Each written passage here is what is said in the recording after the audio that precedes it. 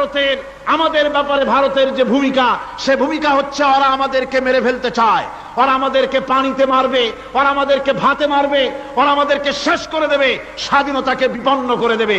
এজন্য আজ এই বিশাল জনসমুদ্রের কাছে প্রশ্ন করি, যদি প্রয়োজন হয় আমাদের চির দুশ্মন ভারতের বিরুদ্ধে যদি লড়াইয়ের প্রয়োজন হয়, তোমরা সবাই প্রস্তুত থাকবে।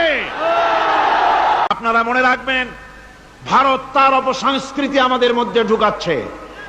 বাংলাদেশের মধ্যে মঙ্গল প্রদীপ দিয়ে অনুষ্ঠান শুরু হয়ে গিয়েছে, মঙ্গল প্রদীপ দিয়ে অনুষ্ঠান শুরু করা হচ্ছে।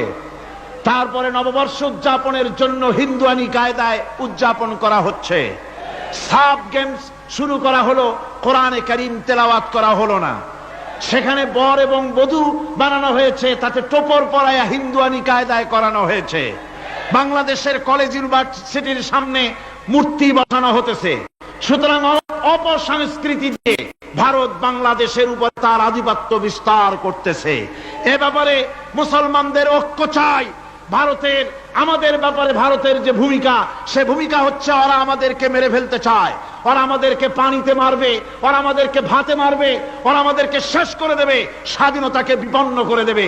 এজন্য আজ এই বিশাল জনসমুদ্রের কাছে প্রশ্ন করি, যদি প্রয়োজন হয় আমাদের চির দুশ্মন ভারতের বিরুদ্ধে যদি লড়াইয়ের প্রয়োজন হয়, তোমরা সবাই প্রস্তুত থাকবে।